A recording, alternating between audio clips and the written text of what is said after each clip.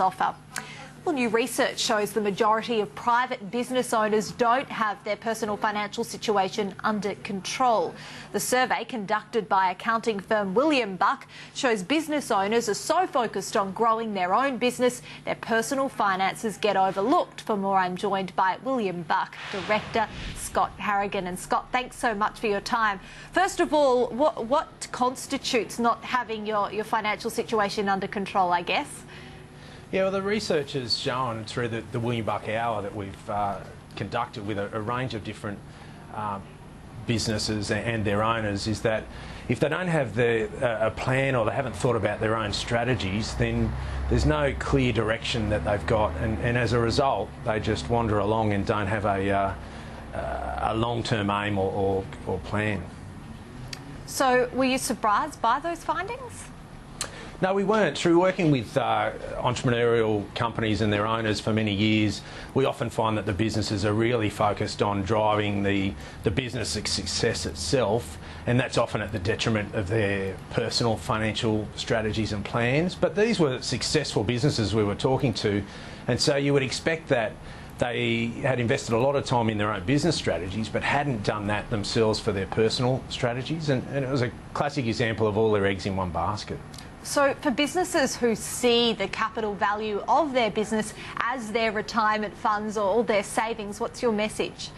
Yeah, it should be one component of your retirement savings or funds, but not the sole component, and it's all about balance. There's so many things that can actually impact the value of your business, and that would include things like the economic conditions, technological change in your industry that can quickly impact the value of your business.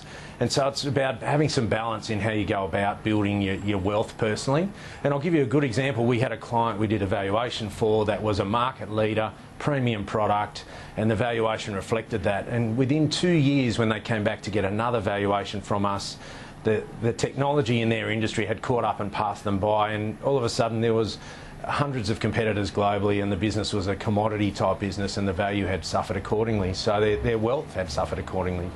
And what are the key areas overlooked by business owners, do you think, in regard to their personal finances? Yeah, what they don't have is a long-term plan in place. So without that long-term plan, there's no focus. So they haven't thought about things like what's their structure, what's the best structure to protect my assets, what's some long-term tax planning that I can do to be more effective, and how do I actually start the process of transitioning the wealth? Okay, and the final, I guess, tip for people at home, what's the solution? Well, have a detailed plan in place for your personal strategies as well as your business strategy.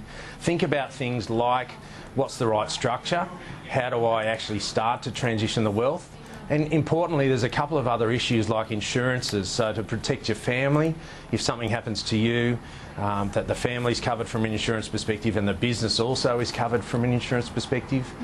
Thinking about how you transition the wealth would be things like your remuneration strategy and how you start to transfer some of the profits and the wealth from the business to the personal. Looking at your debts. If there's debt in the family home, how do we start to bring some of that debt into the business and out of the personal?